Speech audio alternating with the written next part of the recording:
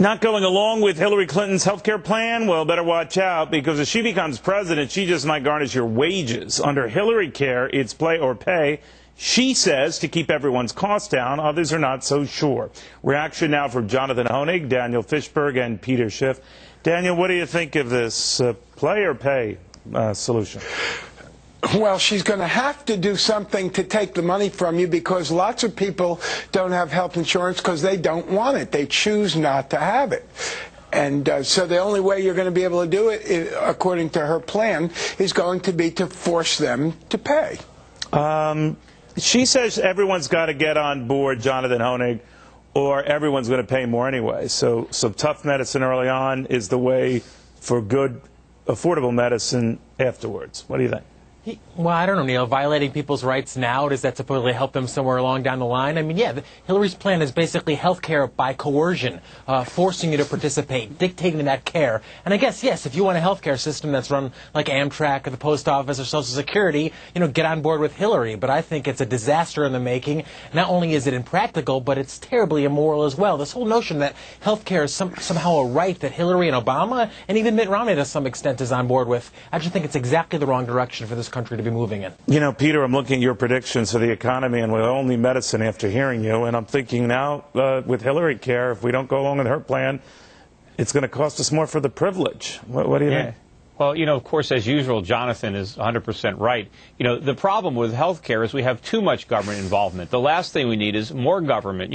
If we really want to bring health care costs down, we need to get the government out of it so the free market can drive the costs down. Governments don't drive costs down. Look at what they've done to education. I mean, anywhere the government gets involved, you get higher prices. And if we could let the market bring health care costs down, we wouldn't need all this insurance. The problem is many Americans are overinsured. The only insurance people really need should be for catastrophic problems. Everyday health care costs should be paid for out of pocket, and we could afford it if the government wasn't in there driving costs up. That's a fair point. But guys, this is the reality here. And the one thing that Hillary Clinton has been very consistent on and very definitive on is this idea of insuring everyone.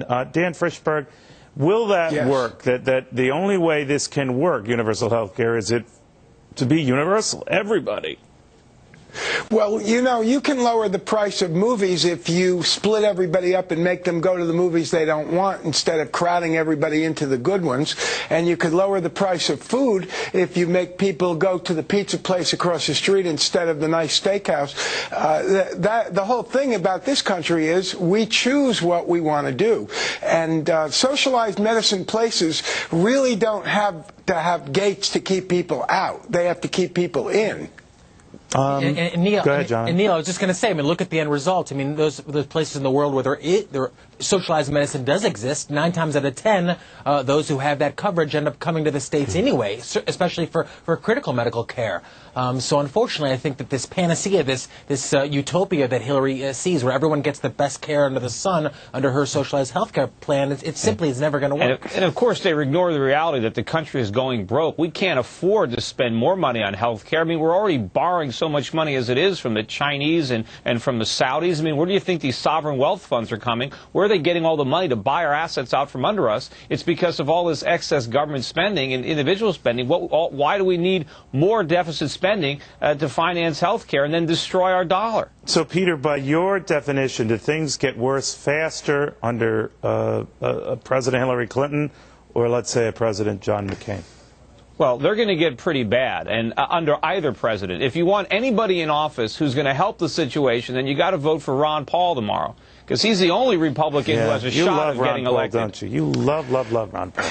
Well, you ought to vote for him. You're a contributor, right? You're a contributor, I contributed to him. I'm actually officially one of his economic advisors. And ironically, he's the only cockeyed, optimistic team. He's the only candidate in the race who doesn't need any economic advice. He should be advising all the other candidates. Well, he is a smart guy, as are you, Peter. Daniel, Jonathan, I want to thank you all as well.